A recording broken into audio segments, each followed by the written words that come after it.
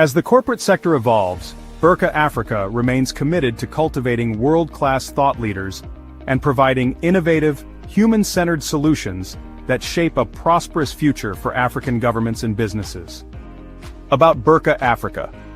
Burka Africa is a platform that houses expert consultants from across the African sub-region that provide strategic sustainable leadership, organizational development, corporate governance, coaching, and ESG advisory services to businesses and African governments. Burka's strategic thrust is to strengthen strategic alignment for Africa's development by bridging the gap between governments, businesses, and industry experts for leadership and business solutions, serving as a center for excellence and transformative leadership insights in Africa. The consortium is dedicated to shaping ethical, visionary, productive, and sustainable businesses and leadership across Africa. Through advisory, training, and coaching, Burka supports executives, managers, and organizations in achieving excellence, growth, and sustainable impact. Visit our website www.burkafrica.com for more information.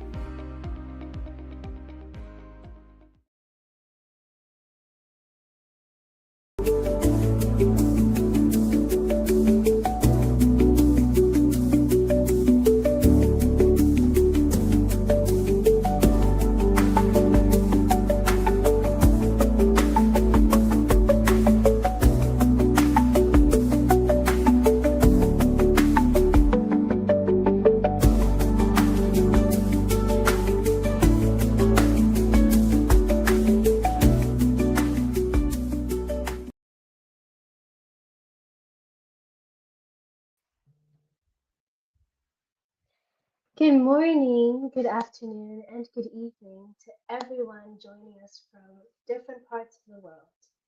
I'm Alexandra Godley, and I will be your host and your moderator for today's session.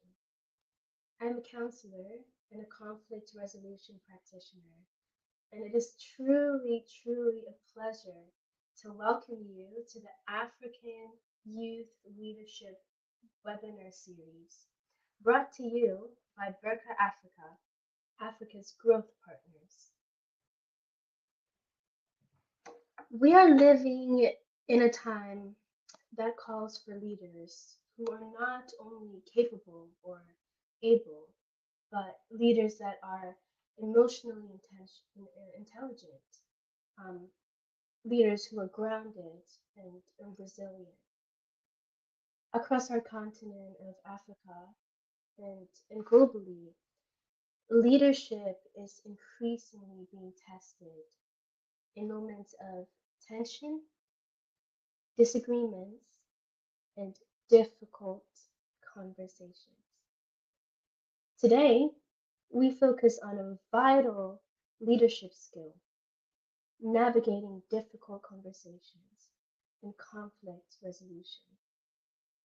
Whether in a workplace, within your communities, or even in your families, conflict is inevitable. We experience it every day.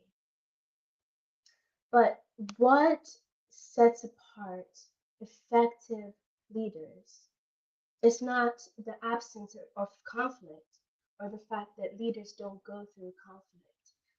It is the ability to engage with it with clarity, with respect, with maturity, and with purpose. Today's session is designed to equip you with insights and perspective and on how to approach conflict, not as a barrier, but as a way or even a pathway for growth. Before we begin, I would like us to pause for a minute and personally connect with the topic. I invite you to engage with us in the chat by reflecting on these questions. When you hear the word conflict, what is the first thought that comes to you? And what is the emotion behind that? You can just take a moment to engage with us in the chats. Give yourself the time and the space to really be honest. It can be a response of fear, it could be a response of anger or anxiety, and that's okay. All right, thank you for engaging.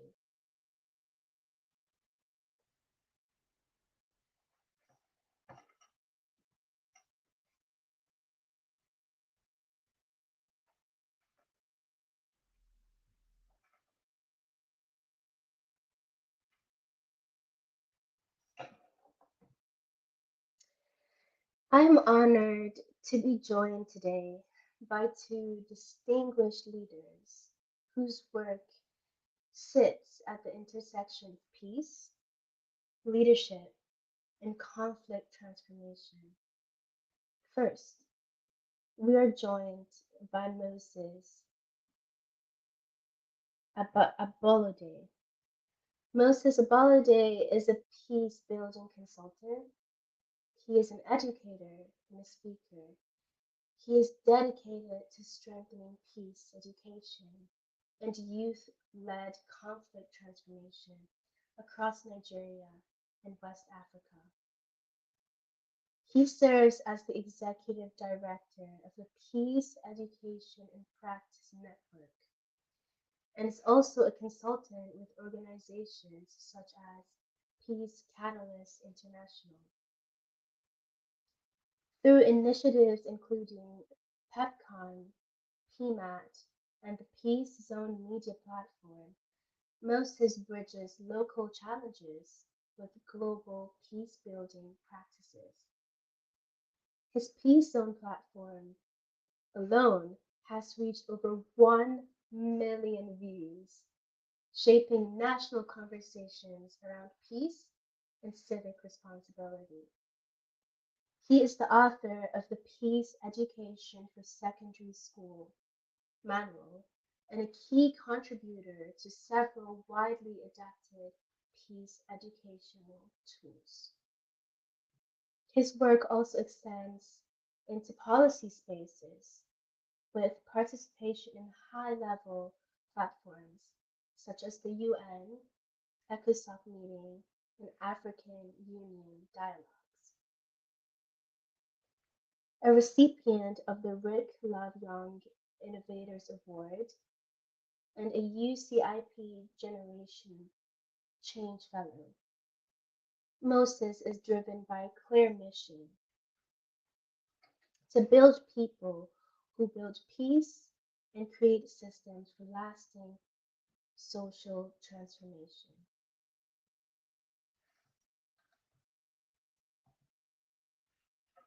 Moses, it's a pleasure to have you with us today. You're very welcome. Thank you very much. And it's a great pleasure to be here. Thank you, Godly, for doing a godly work. Thank you. We are Yeah. also joined today by Paul Tom Nyama. Paul serves as the country director of Operation Mobilization Ghana and is a member of the OM International Global Resourcing Steering Committee, as well as the OM Africa Strategic Think Tank Group. He holds two master's degrees in alternative dispute resolution, theology, and missions, in addition to a bachelor's degree in education administration. Paul is a seasoned change initiator, strategic thinker, and holistic leadership development coach. With over 22 years of global cross-cultural experience in transformation, crisis leadership, and organizational growth.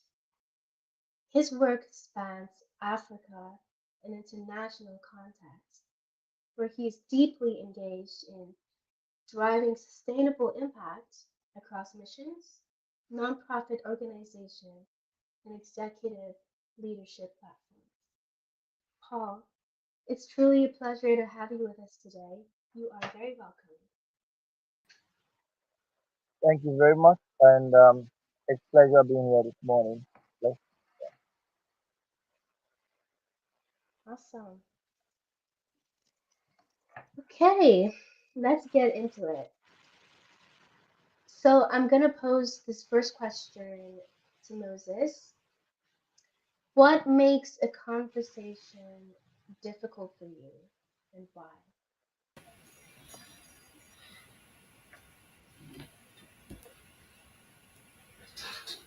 Should I go first? Who is going Yes, first? please. Yes, you can go first, Moses. Okay, thank you very much, Godly, for this opportunity and for Baker Africa for bringing this together. And by the way, I love the introduction of Baker Africa. I love that video. Uh, it's one of those things that also relieve a setting from tension.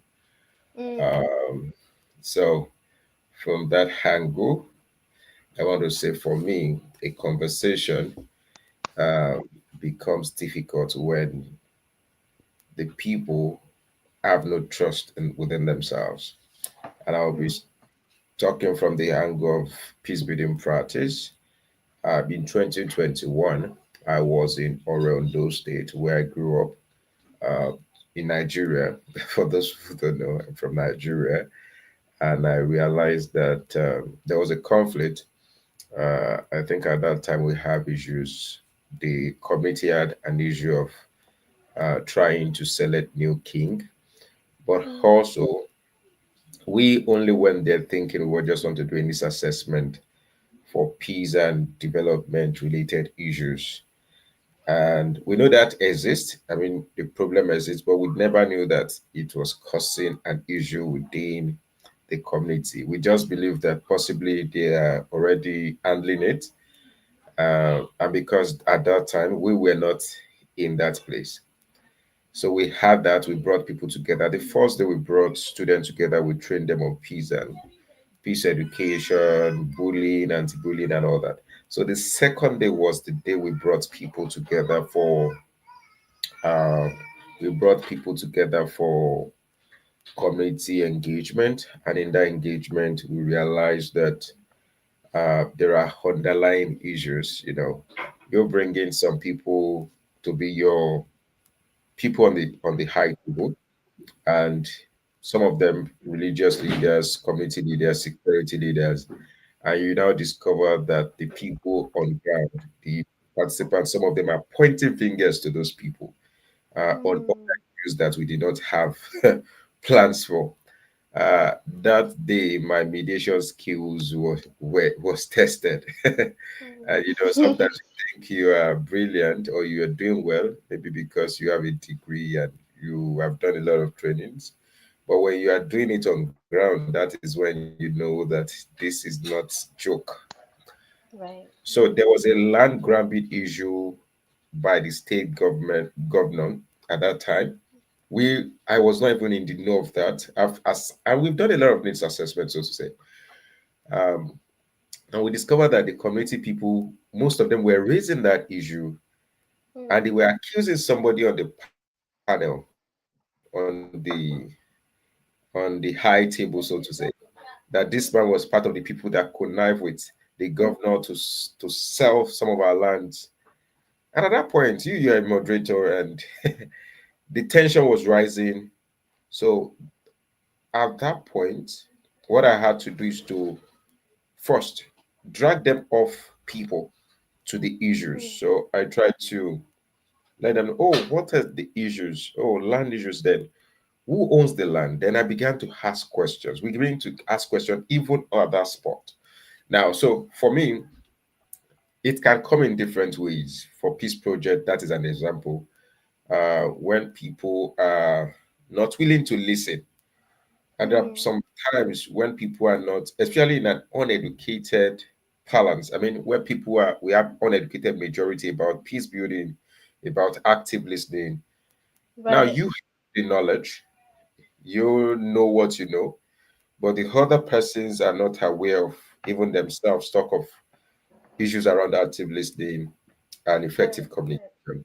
So at that point, one of the things, especially when you are dealing with people like that that want to dominate a conversation, that doesn't understand the angle of, oh, listening to understand and not to respond and all that. If you're dealing with people of that kind, you must also be very, very patient. You must understand the context. You must not be so quick to say, oh, why are you responding like this? You should do this, you should do this. No, you should understand that there's a limit to what knowledge they have. And with your understanding of the context, you must be very, very patient, one. And in some cases, you might have to ignore their delinquencies. You might have to just be so do you know what, sometimes even when you are so calm and looking professional, it can be a problem to some people. So Mm-hmm. you must just be very, very conscious of your context, do a lot of dynamics in your mind. And when I say difficult conversation or a tension going on and the atmosphere is becoming unbearable for all parties, most times I would just call for a break, as a Right. mediator most times. Depending on the kind of contest or the kind of engagement I'm up to. So sometimes when people are hungry, I mean, if the question is personal to me, which I think it is, difficult conversation most times also come from contradictory goals, contradictory interests, incompatible goals, incompatible needs. My brother and I, few minutes to this call, I posted something on my WhatsApp status about I don't know if you know this. Mehdi Hassan is a journalist. Uh, I think with Al Jazeera, tackling one of the professors around one of the British professors around slavery and all that. So he was not in support of Mendy. I was. I'm not totally in support of Mendy, but in that particular conversation, Mendy was Mm-hmm. right about the questioning, but he was now talking about other things that he doesn't agree with. So one of the Right. things that in that conversation, I know his capacity. I know he's very brilliant too. I understand that we can actually talk it out. Then I started by asking him some questions. Then he was Mm-hmm. trying to answer those questions. And from that angle, we were able to understand several things without agreeing. We did not agree. But Mm-hmm. we learned so much from the space of like 30 to 1 hour before this call. Now, just talking around, he was bringing in history, archaeology, and all that. And we learned a lot. If it were to be someone else that I know that is not capable or he just wants to speak, some people just want to make comments, Right. sometimes you just have to ignore search. Sometimes you might have to avoid. Sometimes you might have to strategically withdraw. If you know that, you know. But it's important when you see that a conversations has incompatible goals, incompatible interests, Mm-hmm. it's about incompatible needs and clash of Right. a lot of things. You you are very conscious of who is talking first. You understand the Mm-hmm. context first before you now act properly.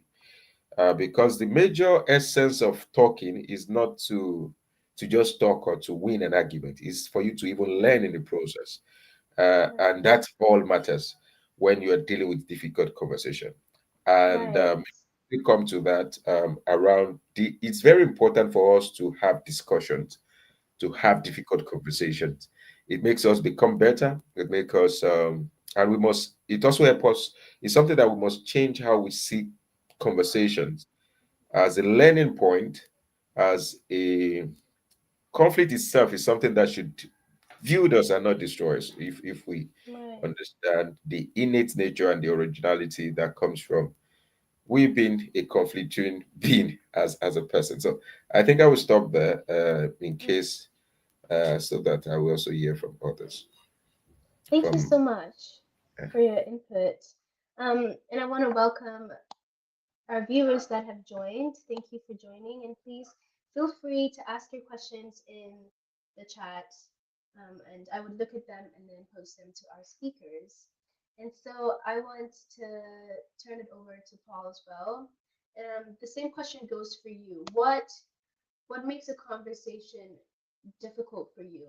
But before you come in, I just want to mention I think it's really beautiful to hear from my perspective, you know, the power of just listening, right? Because a lot of the times conversation becomes difficult when you don't feel or you don't sense that the other person is listening to you. And I think Moses, that's one thing that I took from your input. So thank you for that. Okay, Paul, over to you. What makes a conversation difficult for you and why?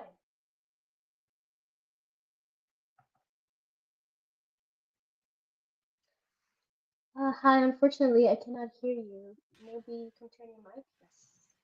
Yes, can you hear me now? Yes, I can.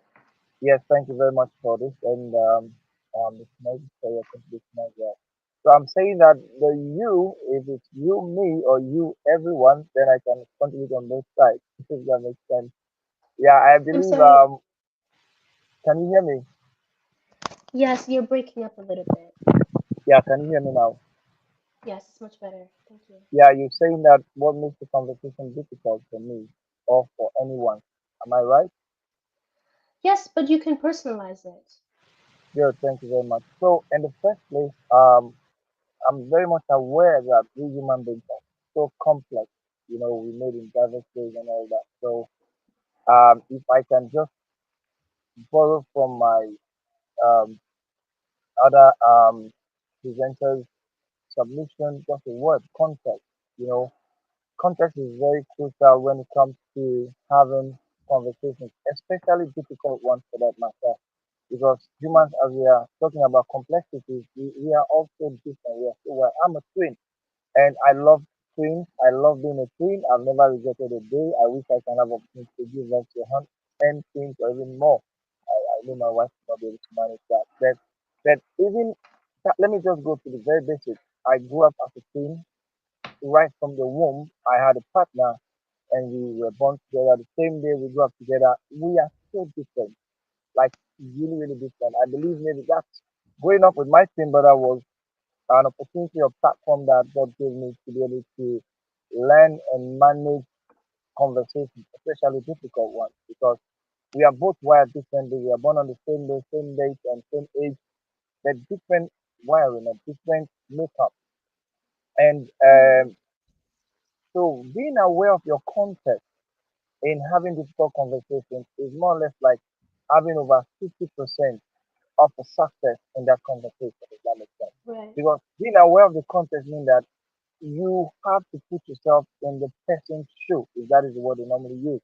You know, imagine like if I'm talking to you this morning and I am not aware that you even have a headache before waking up, and prior to that headache, you had an intense argument last night with someone that you really love or that loves you, and all that. Mm, So you wrestling with that, you woke up with a headache, and now we have a meeting, and I'm like, if I would have been intentional to know much about the context in that sense to say like, hey sister, how was your night?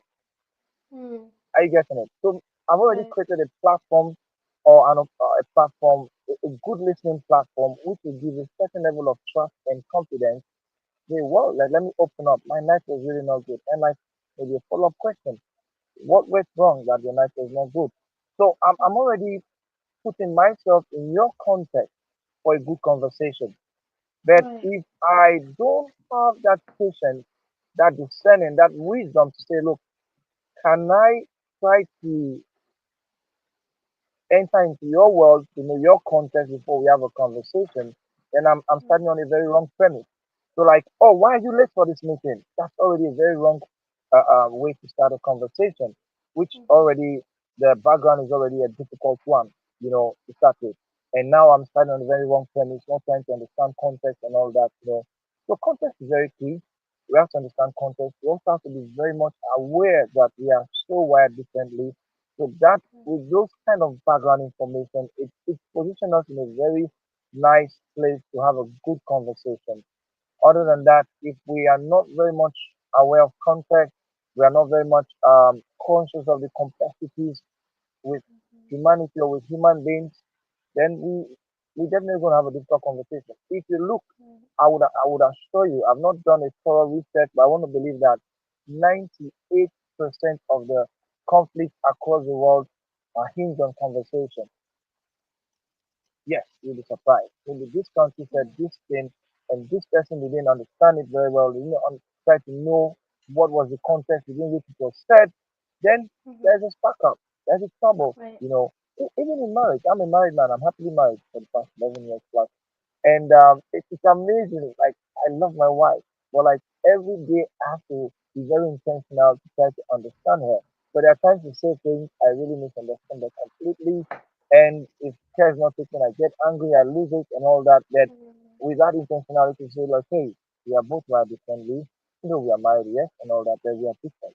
So, Right. what was the context within which you are bringing that conversation for us to have? You know, Mm-hmm. yeah, so that's very important. And for example, from an ADR perspective, we have what we call the pulse stream for conversation. And I would not want to say it's a formula, it's more or less like a model, which I believe can be contextualized heavily to become relevant, if that makes sense. And then the pulse, which is more or less like an acronym for prepare, uncover, learn, search, and explain, and all that, or explore. And other people will say that you can use it like it's actually like people using languages skillfully and effectively.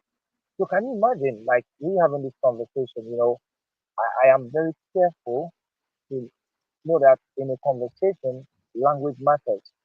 Right. What tone do I speak with, or what kind of language am I communicating with you? Is it language that is very much understanding in your context? If Mm-hmm. yes, praise the Lord, and we move that way. Then try to use it, not only having the language, people can have all the rhetoric skills and all that, but they don't know how to communicate it effectively. Right. They don't use it very well. That's why we have people who are like great speakers, but when they open their mouth and speak, trouble is falling just knocking next door. Using it but in a skillful way. You know, Right. there are skillful ways you go about doing things. For example, you say craftsman doing applying all his skills to craft a chair or a table. In its normal form, it's like a wood, but by the time it's done with it, Mm-hmm. whoa, that would have become a table. So imagine using language in a very skillful way to communicate with people.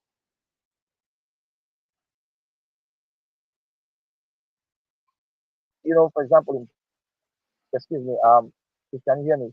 So Yes. I'm just wrapping up. I'm wrapping up. So like for example, in the Ghanaian context, Mm-hmm. um, you can't just be forward or direct to people. So if you want to say something that can be offensive or that might be offensive or that will be offensive, you first of all like send a warning shot, usually send it a flash, meaning that pardon me or excuse me for whatever I'm going to say to you. If it might offend you on the way, please forgive me in advance. Does that make sense? So that's Yes. like a skillful way of using language to avoid confusion, to avoid conflict, and even in a very difficult setting. But how about like me coming from somewhere and I don't know Ghanaian context very well, and I'm just like, I'm talking to a group of Ghanaians like, oh, you Ghanaians are rude, you Ghanaians are this, you Mm-hmm. Ghanaians are that. It's like a turn off and it will cause a lot of confusion and it becomes very difficult to continue with whatever conversation you want to start from there. But what if I do a background check, have a very good understanding of the Ghanaian context, knowing that most Ghanaians are not really like direct or forward in conversation. So I have to be careful and learn. May I know how you communicate in Ghana in a straightforward way? And someone like, Mm-hmm. oh, you have to say it's a flat rate, you're talking to especially elderly people before you say anything strong, any strong word. So yeah, basically that's it. So we have to be aware of our context, complexities of human beings, and apply the pulse frame for conversation. That can be of help, Mm-hmm. especially in difficult situations. Well, yeah. Thank you so much for your input. That's so true. I'm really grateful that you mentioned because context plays a big role, as you have mentioned, right? And if you don't know, and going back to what Moses says, first of all, the capacity of people or the person that you're having a conversation with, if they're able to have the conversation with you or not, you don't know the context in which they're where they're coming from, and so being able to be aware of that, I think matters a lot. So thank you so much, Paul, for that. And welcome to our viewers that are coming in. Please feel free to ask some questions in the chat, and I would post them to our speakers. Okay, so let's move on to the next question. How Does your emotions influence the way you communicate during conflict? This is my favorite. I'm going to go back to Moses for this question. How does your emotions influence the way you communicate during conflict? Over to you. Thank you very much. Please, in case my device goes off, I'll be switching device. So in case it happens, also that's one of the things we are we are learning here. In cases, so just like Paul mentioned, when you in situations that are a bit difficult, you might have to just tell the people ahead what you're about Right. to. And I learned from that too. About Ghanaians. I have a lot of Ghanaian friends, and when I moderate event, I think there was a particular event I moderated. That's West African Peace and Security Dialogue. So, and I talked about.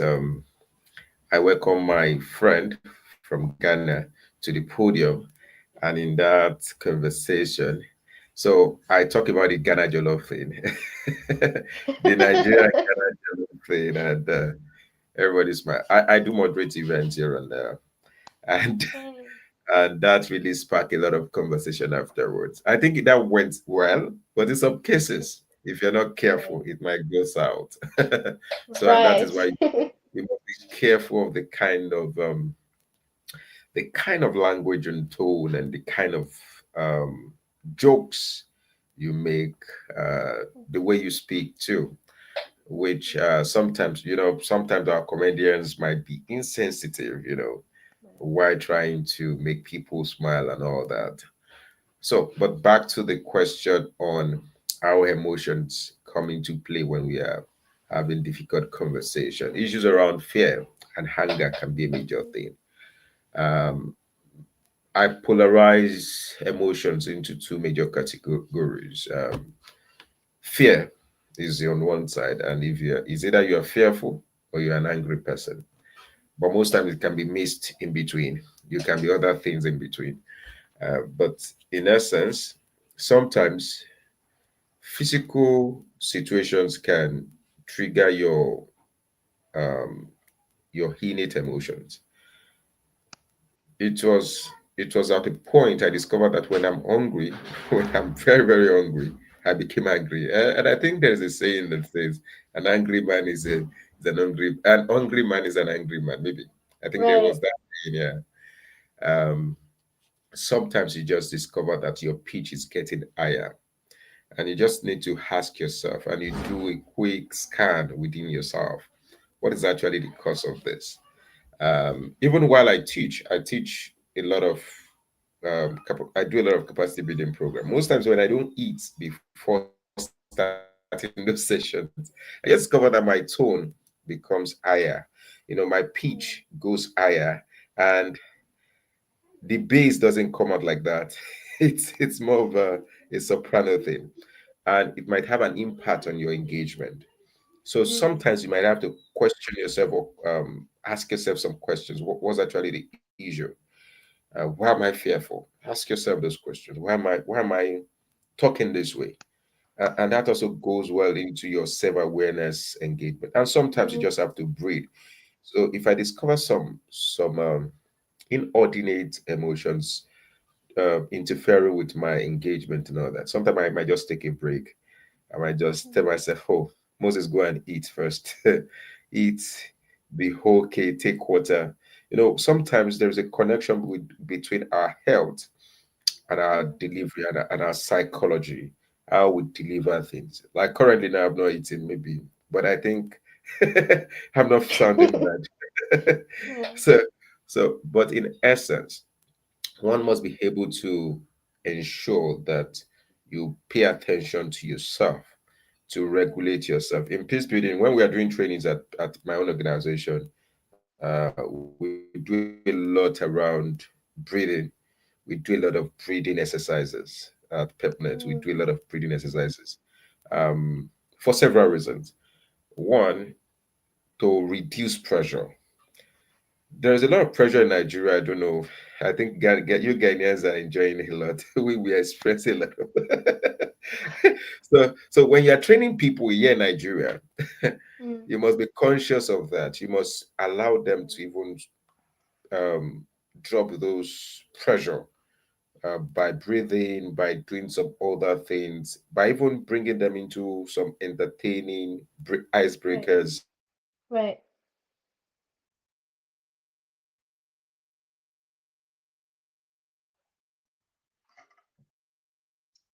I know, I think we lost him for a second.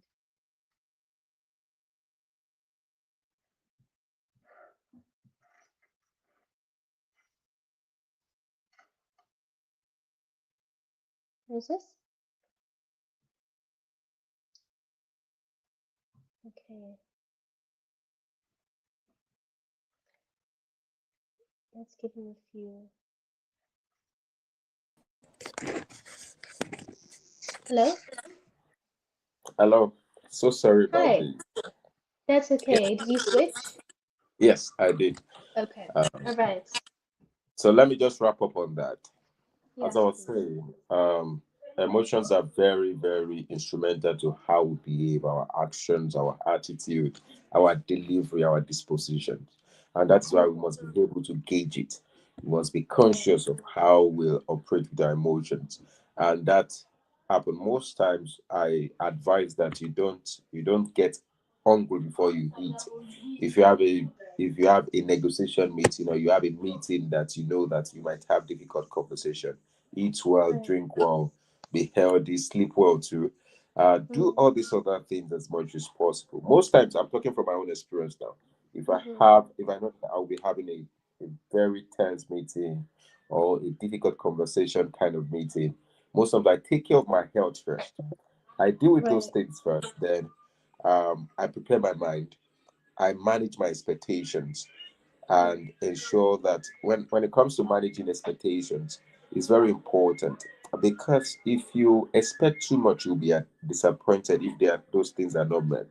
So Mm. when you are going on such conversations that you know that there are possibilities that might happen, there are things that might not happen, you Right. already put yourself, you do what I call, or what is called, is not me, what is called scenario building. So you design a scenario in your mind, or you write it out. You do a Mm-hmm. risk analysis. So for Mm-hmm. scenario building, you try to think ahead.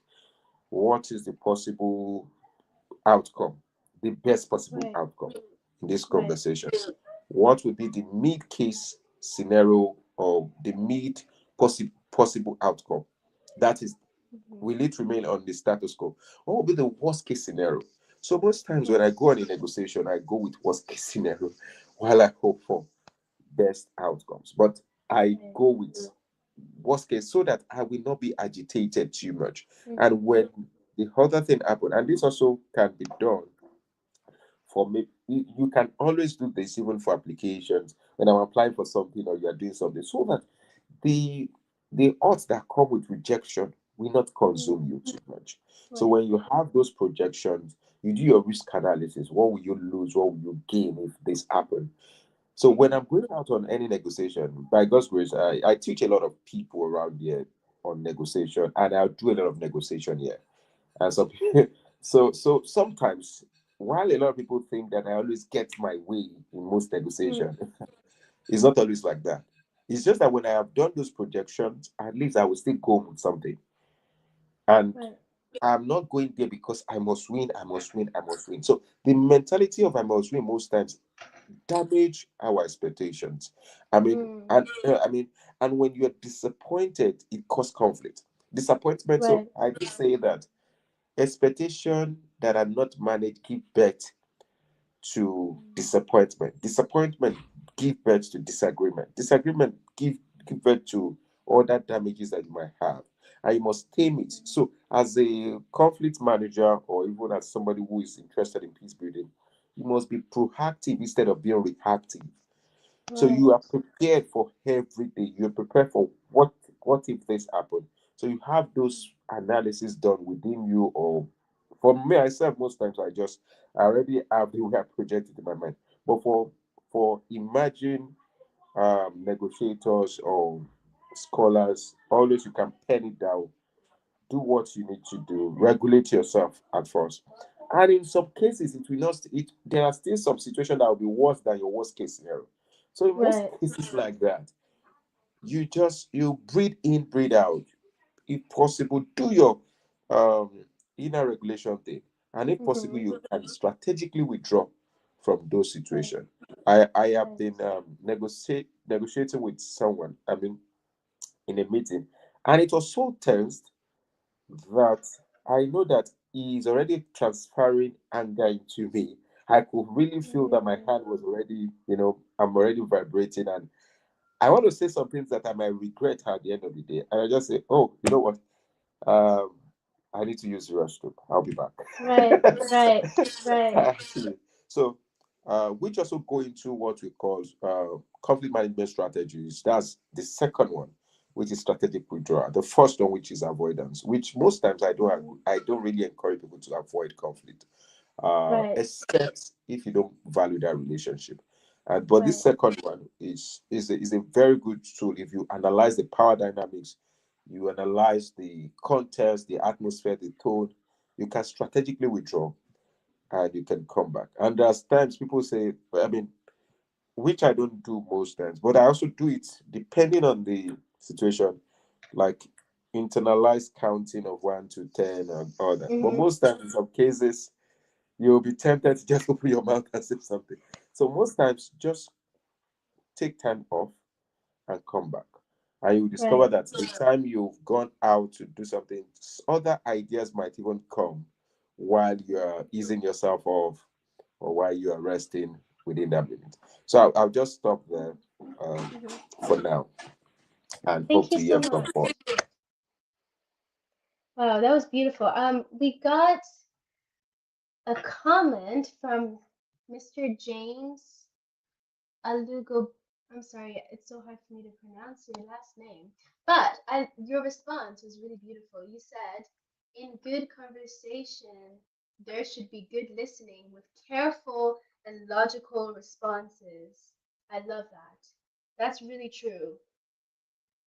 That's really true because majority of the time we lose track of the fact that we're supposed to listen and hear, and not necessarily want to respond the minute we're in the conversation. So thank you so much for your input, James, and thank you so much, Moses, as well. I've learned so much already. I think something that made me think listening to you was when you mentioned about the fear, uh, because I can attest to that and to say that the emotion of fear is could be a very big driving force in making conversations very difficult, because the fear of like, oh, what if the person does not understand me, what if they did not really hear me. And so I'm glad that you mentioned that. Something else that I picked up in regards to the breathing techniques, I can say that I agree that it helps so much when we're heightened in emotion and we take the time to either walk out of the room to get a breather or to just take a deep breath to calm the nervous system. Uh, I think that, based on also on my experiences and the teachings that I've done, I have realized that it also really helps to calm and to center. So thank you so much, Moses, for your input. We're gonna move on to another question, which is also in alignment with the first one, and I'm gonna pose that to Paul. What strategies help you to stay calm and grounded in tense moments, in hard conversations and conflict? Over to you. Yeah, thank you very much. I believe Moses have thrown light into some crucial points. Um, if you call strategic withdrawal, I would call it tactical withdrawal for my side as well. That's what I call it. You know, yeah, because first of all, you have to be self-aware. We're in Mm, digital age when we talk about AI, artificial intelligence. But I believe you have to be very much intentional to be emotionally intelligent. Yeah, Right. because there's a whole side of our emotions that is crucial in our daily dealings with people. We are relational beings. We are emotional beings. Mm. In our human ecosystem, communication is like the lifeline, and I would say that's the Mhm. oxygen. When you want to have a conversation, your emotions have to be intact, in check. Right. I but this self-awareness is so crucial. If you don't know yourself, how would you know other people? If you don't know yourself, how will you be in a better position to know other people or to be able to even understand people? So Right. self-awareness is also an aspect of emotional intelligence. It's very crucial Mm. in handling difficult situations.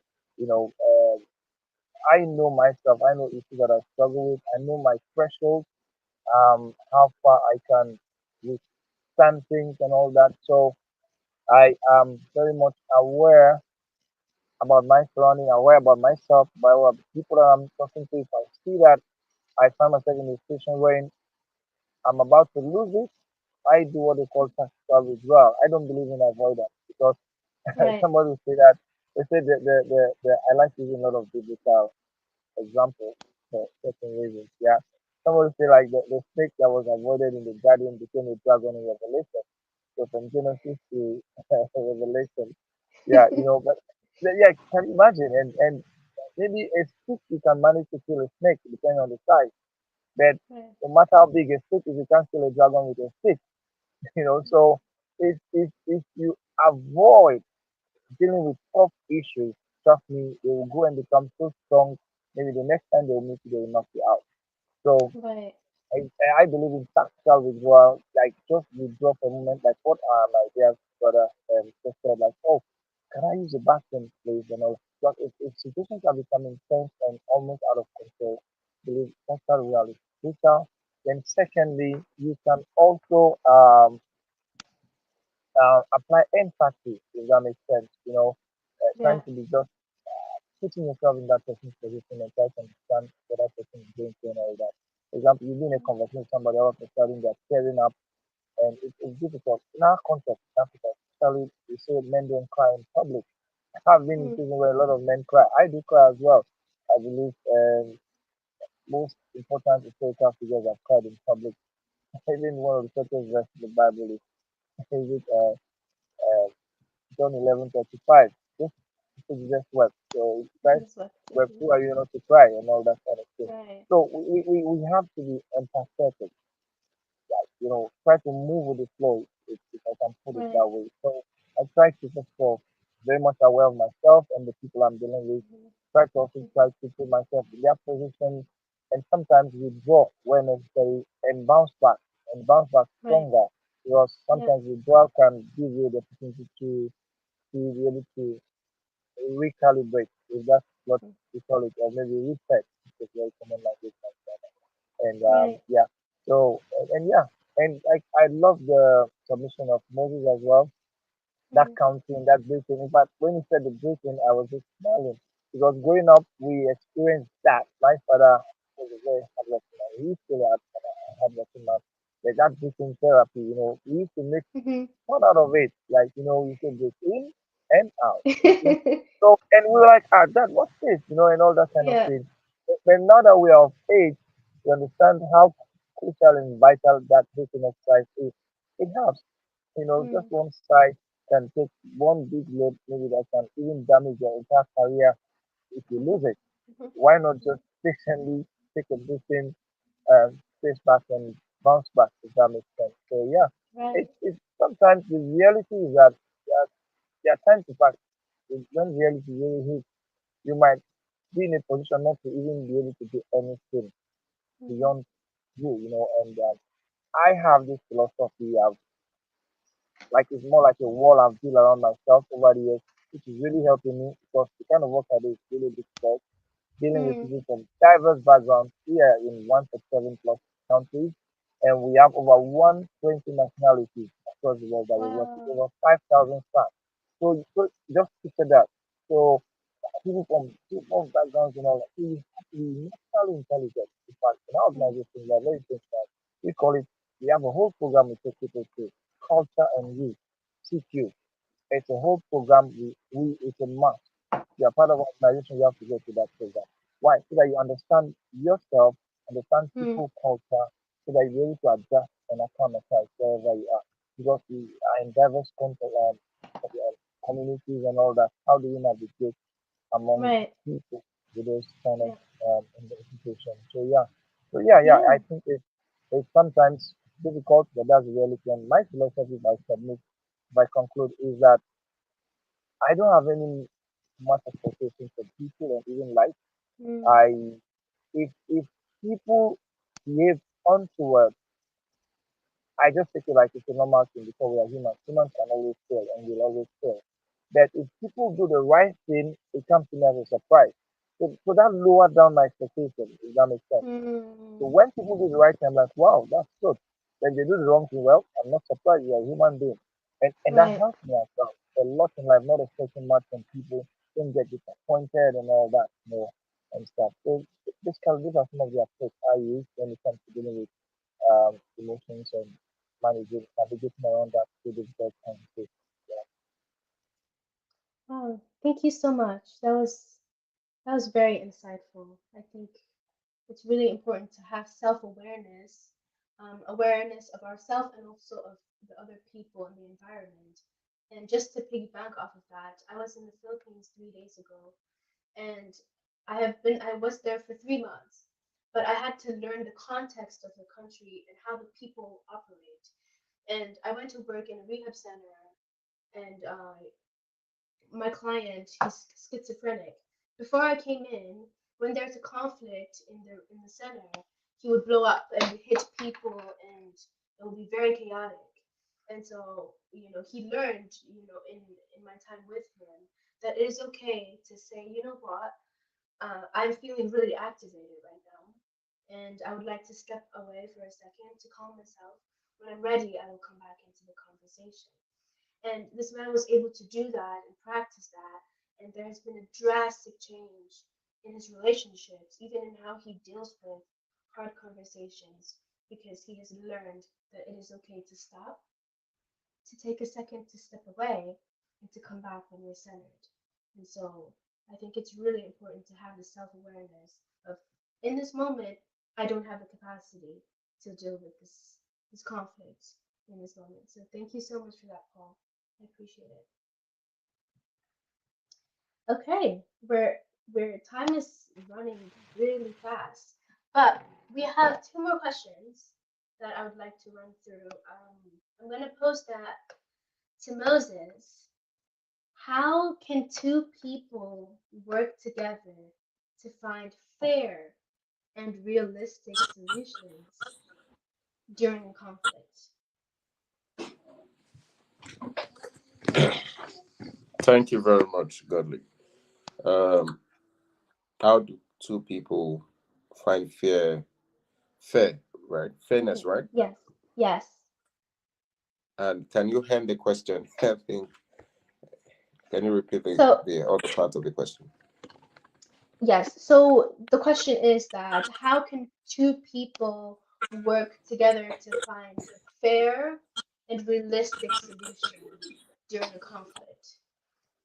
Okay. So, in peace building parlance, we call it joint problem solving under conflict management strategies.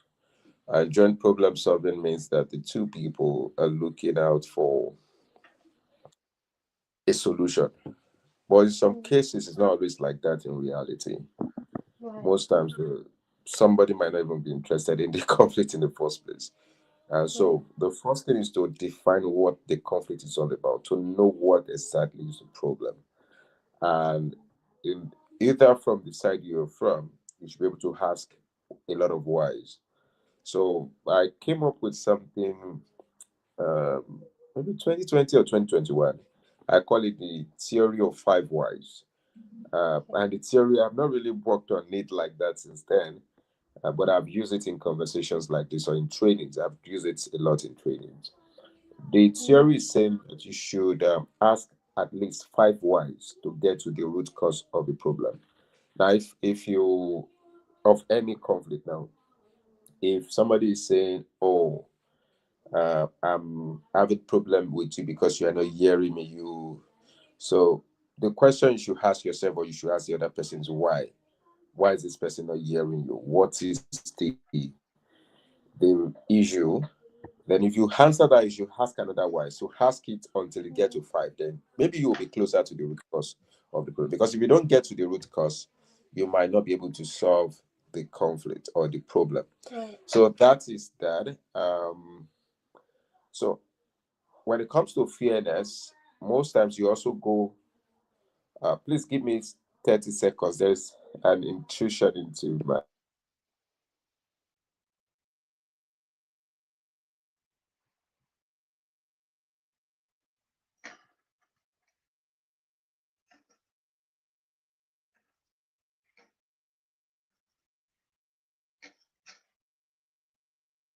Hello, can you hear me? Hi, yes. Yes. So, um, the basic thing under joint problem solving, which is also in my book, I thought effective communication is the ground rule, more of like Mm, everything in transforming any conflict. Um, if we can engage well in effective communication, meaning communication without assumption, communication that is very clear, communication that is direct, that everybody is aware of what the situation is. It might be difficult for us, it might be easy for us to settle or to agree in the long term. So, effective communication should be a core value in actually engaging this. And effective communication means active listening to, like we right. discussed, because most times, just like Paul mentioned, I think, in one of his responses, that when people don't listen, I think you were the one saying it. When people don't listen, then there can be a lot of things that can come into play at the end of the day. So when two Right. people are, first is for them to even speak without preempting the other, Mm, without thinking for the other, without um, interjecting the other, just listening to understand and not to respond. The right. other thing is that if they are unable to still have clear communication, they can go into dialogue, which is them getting deeper into the conversation. And after that, possibly if it's not also, then they get into negotiation. And negotiation is with the mindset that we are not here to win. We are here to. It's not like I win, the other lose. Is we want to find a common ground. Right. What is happening? I want to go Right. from our positions and treat them well enough that everybody gets something out of it.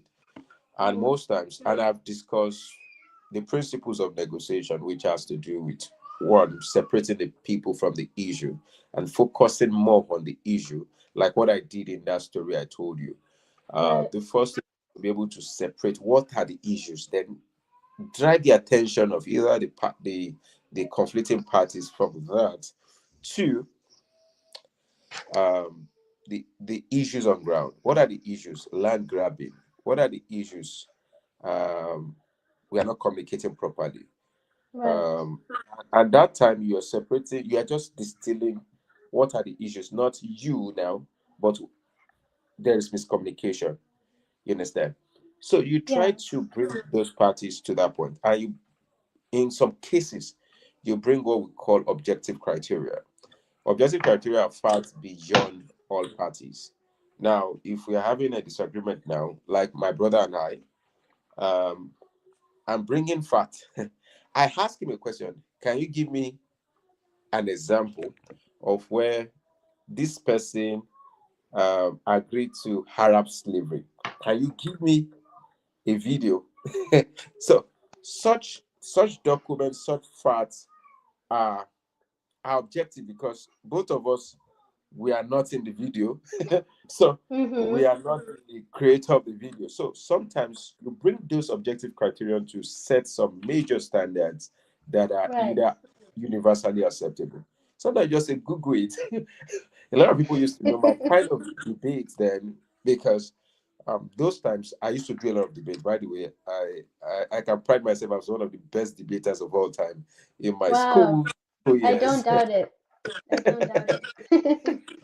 So, but even at that, one must be careful not to be so concerned about winning. Mm, So, in right. peace building, and what I will end with is that when you are Yes. going into any negotiation or anything that might lead to an outcome of either compromise, accommodation, competition, whatever thing that is the outcome of that input, you must be careful that your concern is not to win or to be Mm, right. Your right. purpose should be relationship building. After this conversation, are we still going to be friends?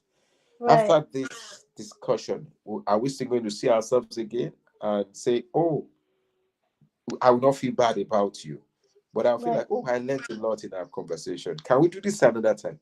So that is what I've learned over my days of debating and dialoguing, because most times, and that's what we need to start teaching young people. And I put it That's also in my book. We need to start teaching young people not to be so concerned about being right, but mm, concerned about getting the fact out and building relationship, which is the most essence of ADR in the yes. races. Let me stop here. Yeah. Well, thank you so much. I'm so grateful. I've learned so much just by listening to you both, Moses and Paul, and it has been such an honor and a pleasure. Unfortunately, our time is up, but I just want to read from Mr. James. He mentioned over here in the comment. Let me put it on stage. Okay, he said the two people should be aiming to work towards win-win solutions, accepting willingness to resolve the dispute without blame game, and readiness to apologize and to overlook others' weaknesses so as to move ahead. Thank you so much for your comment and your response, James. I appreciate it. Go- Godly, are you there? Can you hear me? Yes, I can hear you. So that's James A. Olugbowumi, one of our PepNet, PEMAT participant in one of our Oh, programs. So some of oh our wow. people are joining from Nigeria. I posted it on our platform. So thank you. And I'm just Oh, thanking them for joining in. wow. Yes, welcome and thank you so much. Thank you all for joining today. So, to close, I first of all want to say a big thank you once again to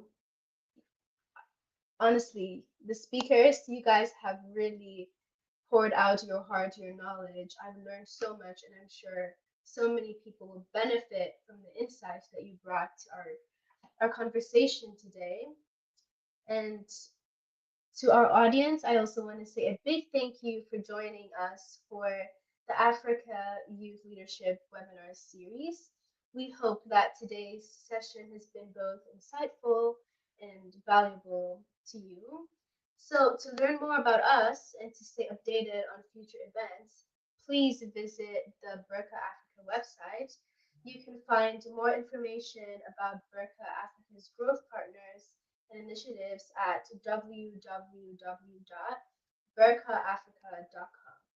You may also reach us via WhatsApp at +233 55 320 0484. And also follow us on all our social media platforms. The links will be there on your screen. Thank you all for being part of this important conversation. And please go on to engage confidently and lead with empathy, as that has been mentioned many times during our conversation. Thank you so much for joining. Thank you to our wonderful speakers. And I hope that you enjoy the rest of your day. Thank you so much. Thank you, Alexander, and thank you, You're Moses. very It's a pleasure connecting here. Thank you so all much, right. Paul. I think we have so much to do together. Bye. Goodbye. Yeah, Bye. that was just my thinking. Yeah, we'll connect here. Bye. As the corporate sector evolves, Burka Africa remains committed to cultivating world-class thought leaders and providing innovative, human-centered solutions that shape a prosperous future for African governments and businesses. About Burka Africa.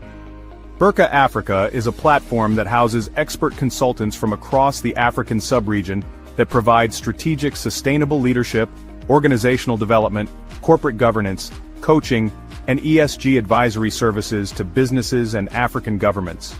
Burka's strategic thrust is to strengthen strategic alignment for Africa's development by bridging the gap between governments, businesses, and industry experts for leadership and business solutions, serving as a center for excellence and transformative leadership insights in Africa. The consortium is dedicated to shaping ethical, visionary, productive, and sustainable businesses and leadership across Africa. Through advisory, training, and coaching, Burka supports executives, managers, and organizations in achieving excellence, growth, and sustainable impact. Visit our website www.burkafrica.com for more information.